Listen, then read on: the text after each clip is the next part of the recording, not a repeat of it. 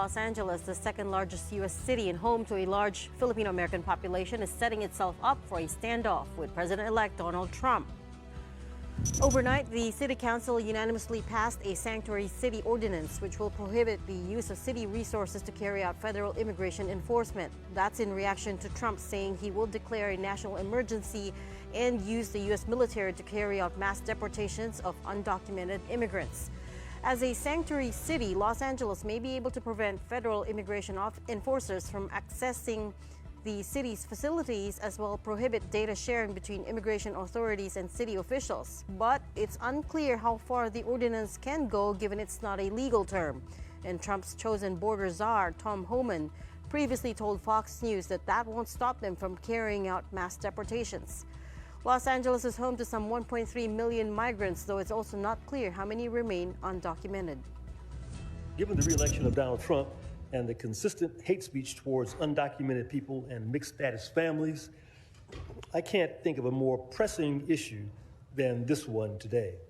Sanctuary cities are not just a legal framework, but they represent a moral commitment to upholding human dignity, protecting families, and ensuring that everyone, regardless of their immigrating status, can live without fear. Will other cities stand up to Trump's plan to crack down on illegal migrants? Let's talk about this with Bobby Ticzon of the Global Transparency and Transformation Advocates Network. Good evening, Bobby. Thanks for joining us tonight. Yeah, thank you for inviting me. I've been watching your show almost regularly in the States, and it's quite a surprise that I was invited. I hope I can answer your questions satisfactorily. Oh, thank you for tuning in every night. First, where are you dialing in from? You're on the West Coast, yeah? I'm in Pasig now. I'm leaving tomorrow. I'm in Pasig. Okay, but you're usually based on the East Coast or West Coast? I live in New Jersey. Okay, so East Coast. Oh, we should have gotten you in the studio instead tonight. We didn't realize you were here. Yeah, that would have been nice, but it's okay. My flight is early tomorrow morning. Okay. So first, for those who aren't familiar, tell us about the Global Transparency and Transformation Advocates Network. What is it that you guys do? Yes. Well, as the name says, Global Transparency and Transformation Advocates Network. Sorry, it's pretty long, right? We would like to make transparency an integral part in government functions, because it's the absence of transparency which allows people and elected officials and even appointed officials to do a lot of things which they shouldn't be doing, right? So that's why we named it Global. Right now, we're just in North America. We're planning to eventually have some chapters in Australia, and we're working on Japan as well, and possibly the Middle East and Europe. But right now, it's basically North America, United States, and Canada. And we're very much into electoral fraud. In fact, the movement started as the Mandamus movement when we were trying to help the TN trio.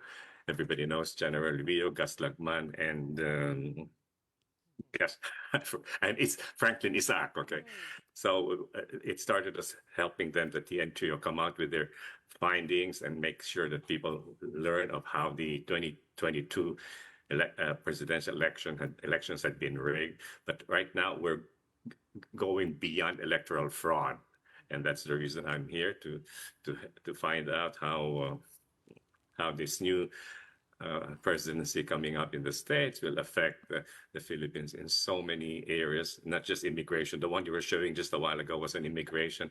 That's also a concern, although my state is not one of those which has a lot of Filipino immigrants, but still, it's going to be, if the promise of the guy coming in is really fulfilled, it's going to be a nationwide effort.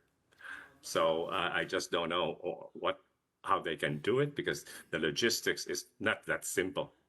And then, of course, finance and economics, which is basically my line, how the Philippines is going to be affected. And the other one would be insecurity. So, again, as I said, I hope I'd be able to answer your questions. Well, Bobby, you actually guested on our sister program, StoryCon. That's when I first saw you. I also watched you there. And you did say that the Trump win would have catastrophic effects. I'm not sure if you used exactly the word catastrophic, but would have a big effect. It was a hyperbolic word Sure. not just on the Philippines, but on the rest of the world. So, what are your initial thoughts, and where are you seeing the biggest changes that are most felt? Like which area specifically? Okay. Immigration? Well, let's put it this way. The guy is transactional, okay? And I was explaining to some people who I was talking with earlier today, there's nothing wrong with being transactional as long as one is fair, okay? We all know about the fairness of the guy, right? I mean, so regarding the Philippines, again, right now, we're in this midst of a battle with the giant who's trying to grab our seas, not only our seas, grab the country, in effect, right? When we know about the pogos and all of these things. So if push comes to shove, will the U.S. help us? Will the MDT, will the invocation of the MDT be respected? Those are things, right? Then something more important than that is the America First. There's nothing wrong with America First, but then it has to be done fairly. Now, how will that impact our exports? In fact, now that the Philippine peso has plummeted, again, it's an knee-jerk reaction. I don't think it's going to last. Right? Although we do know that since his victory, the peso has come down. Okay, now how long will it continue to come down? Will the seasonal factor of Christmas bringing in a lot of foreign currency mitigate the effect of the Trump presidency? That we don't know. But again, the impact of his presidency, not only in Asia, not only in the Philippines, but poor Zelensky must be so worried now. You know, that Ukraine must be very, very worried. And then you add what's happening in Gaza. I really don't know. We are in uncharted territory. That's what I'd like to say. This is uncharted. We've never experienced this, and so yeah, you can talk to a lot of people, a lot of experts, so-called, but then at the end of the day, we just have to wait what the guy does, and then find out whether in our analysis we've come up with something to react correctly to what he does. Okay. Uncharted, you say, and yet, from what we hear, a lot of the Filipinos in America voted for Donald Trump. Perhaps not in your state, but the rest of the map, it's pretty red. Give us a better sense of what kind of conversations are going on there. In a personal capacity, let me tell you that I couldn't fathom that Filipinos would be voting for him. In fact, there have been some Filipino priests who have been telling their parishioners to vote for him. And it's sad to think that you would decide on who the president of the most powerful country in the world is based on a singular criteria, abortion. Okay. They think that the guy is anti-abortion and his opponent is pro-abortion, which is not true. The Democrats are not pro-abortion. They're pro-choice. Abortion is limited to exceptional cases. Sometimes I get so frustrated and even emotional that I would ask point blank, if your daughter had been raped and your daughter, unfortunately, is carrying a fetus which is not viable, what would you do? When you ask them questions like that, they really can't answer. So the point which makes me very sad is a lot of Fakababayans have been gaslighted, They've been blindsided. And they have contributed to the victory of Trump. Now, of course, it's not only Asians and Filipinos, even Latinos, even African Americans voted for him. I really don't know. Even now, it's been 2 weeks, and I'm going back tomorrow, as I said. It's like a nightmare. I'm still waking up from the nightmare. Bobby, let me kind of reframe my question to you earlier. So, before Trump won, a lot of people were saying Trump 2.0 is not going to be like Trump 1.0, the first one, right? Now, when we look at the first Trump administration, would you say a lot of the fears, what you were afraid of actually happened once he took the Oval Office? Are you saying that Trump 1.0? Is that your question, 1.0? Yes, the 1.0. Yeah, he tried to, but 1.0 was his first entry, and at that time he had some guardrails. Now the guardrails are gone. So 2.0 will be unfettered for him. You must remember when he was president, Congress, especially the Senate, was very much against him, right? So there were many things he tried to push which didn't come to fruition. But right now, the Republicans got the White House, got the lower house, got the Senate. And he named 5 Supreme Court justices. What else? Really? And the guy has openly said he would act as a dictator from day one. That's So what we would call a super majority here in the Philippines, right? Exactly. Yeah. So again, in answer to your question, Sean, we are in uncharted territory, and let's just hope that though the guardrails have been taken off, some form of control will still exist. Otherwise, the guy is praising Hitler, for heaven's sake. Do you know that? He's praising Hitler. He said Hitler had done some things good. For you to say that, and yet Americans voted for him. Bobby, on another issue, let's zero in on the Fil-Ams, the Filipino Americans that are there. What is the mood like, and how is it for them now that they've heard President-elect Donald Trump saying that he's going to use military force for the massive deportation of illegal migrants? First of all, I don't know if he would be able to do that. If you have the chance to read the latest book of Bob Woodward, it's entitled War, W-A-R, War. And in that book, it's a very thick book, but if you only have 5 minutes, read chapter 39. Okay? In chapter 39, the then chairman of the Joint Chiefs of Staff of the Air Force, Navy, Army, Coast Guard, and everything, Mark Milley, he said when he was then serving Trump, he made some arrangement. Of course, he didn't mention how he did it. That's highly confidential. So that in case the guy just went loco and started playing with the nuclear codes, the missiles won't go off. Now he's saying if the guy has his fingers on the nuclear code and the chairman of the Joint Chiefs of Staff does not do similar to what he did, he said it's very dangerous. When you have someone who's mentally unbalanced, having his fingers in the nuclear code, what can be worse than that, ladies? What can be worse than that? Well, for a lot of people, Bobby, I think a lot of Fil-Ams, especially those who don't have the correct paperwork, or the mga TNTs, as we call them, the illegal ones, I think their worry is that, Donald Trump seems to have delivered on his promise of this massive immigration crackdown. He even has a border czar already. And of course, mixed reviews on that. He's a very familiar face to Americans and I suppose migrants out there. What is the mood like? I'm not sure if you even know anyone who was an illegal migrant over there in the Yes. United States. But do you have any anecdotes on how Sure, they're feeling? Yeah. Yeah, let me tell you, because I still am active as a financial planner. So I help a lot of people plan for their retirement. And long-term care is very expensive in the States. If you get someone to take care of you, a caregiver, you normally have to pay $25 an hour, okay?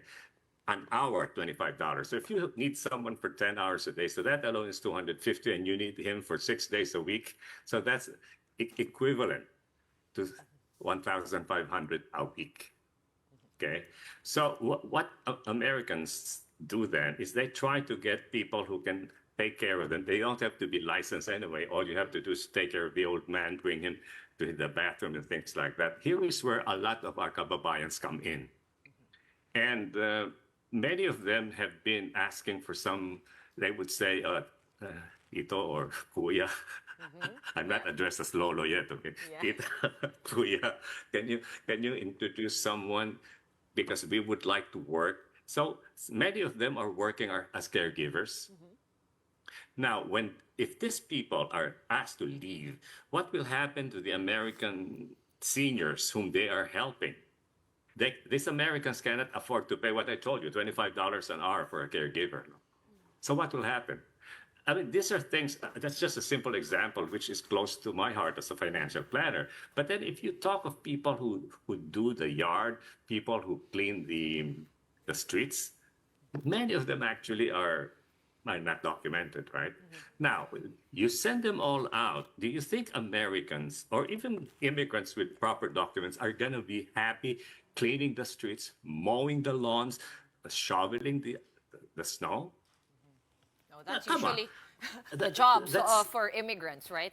A lot of people would say nobody from the first world who grew up in the first world would want those jobs, and that's what migration is for. But Yeah. More than that, though, I worry about the mixed status families, the people who are, maybe one parent or usually Yes. it's just one parent who's legal, the other is not, and also the future of the children who once Exactly. fell under the Dreamers Act or DACA, Deferred Action for Childhood Arrivals. What do you think is going to happen there? Exactly. That's a very serious problem. And many of these people, the dreamers, as you said, they don't know the native country. They probably hardly speak the native, their original language, right? So for them to be kicked out and you ruin families, it's sad that they say that they are for human rights and they won't bat an eyelash to wreck families. The hypocrisy. I'm sorry if I again am becoming a little bit carried by this thing. The hypocrisy is just shocking. well, U.S. Yeah. Philippine ambassador to the U.S., Babe Romualdez, last night, we had him on the show, and we were talking about how he said there are about 300 to 370,000 illegal Filipinos in the United States, and he has given the official advice that these people should come home first to the Philippines and try to do the paperwork properly. He says, as long as you don't lie, it should be okay. What are your thoughts on that? Is it really that easy to just Well, come home, fix your papers, do it the right? With all due respect to Babes, right? First of all, he said 370. Initially, he said 250, right? And in the show of Ronald and Ed, Right. I said that's grossly understated. In fact, when they asked the question, I thought they were referring to a number of states. And they said, no, that's for the whole country. I said, it can't be for the whole country. 250 divided by 50 states. So on the average, you're talking of 5,000 per state. Yeah, 250, right? There are 50 states. So, Okay, so that right off the bat, that's an understatement. Now, you said he increased it. He made it 370. That's still insufficient. I would put it, again, I'm talking, this is very anecdotal, okay? Right. Probably 500,000 to 1 million. Yeah. That's my rough estimate. And it's going to be very sad because most of the Filipinos there are not the ones who have been caught committing crimes. Very few. In fact, the Filipinos are the ones victimized. A lot of our kababayans there without documents have been attacked during the Asian hate crime. You know what happened when we had COVID? Yeah. Because this guy, the president-elect, called it the Kung flu, or Yeah. Chinese flu, he called it. So many people then, if you look Chinese, and we Filipinos somehow look Chinese, right? Right. They would attack us, and so Right. many Filipinos, and some of them were actually undocumented, who were murdered just because they thought that they were Chinese, and the COVID virus was supposed to have been Right. manufactured in China. So Yeah. again, I feel what Ambassador Bates-Romualdez said is good. I agree with him. If you are worried that you might be deported, then you better go back to the Philippines and apply. But when he said it's easy, well, he probably has more connection with Washington, D.C. That's where he is, Washington, D.C., right? But I feel it's not that easy, number one. Okay, Yeah. because of this guy doesn't really want immigration. And hey, let's face it, I won't hesitate to say it in your show. We're not Caucasians. Yeah. Yeah. Regina, okay, Ritzy, Sean, we're Yeah. not Caucasians, okay? You're right. I say and- that without any inhibition. And also, you're right. Trump did only mention so far, from what I heard, only Mexicans. He singled out Mexicans on the campaign trail.